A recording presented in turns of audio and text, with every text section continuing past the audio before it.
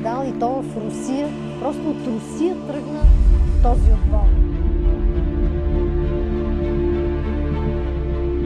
Това беше най-хубавото състезание.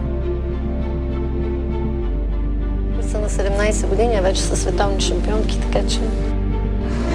Най-щастливи ни беше, когато видяхме ранг 1. Златните медали само ги сънувахме.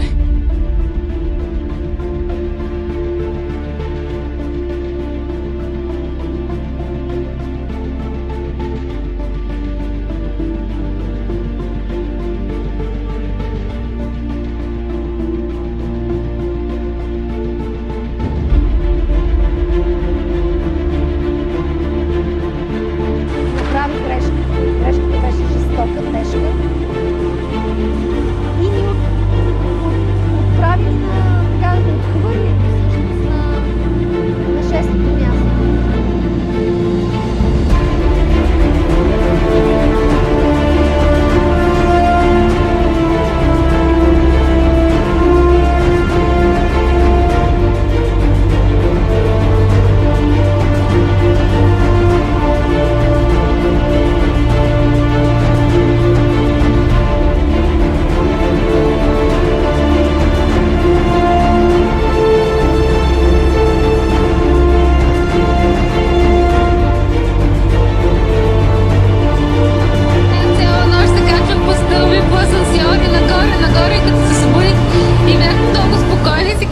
Днес ще играем без грешка.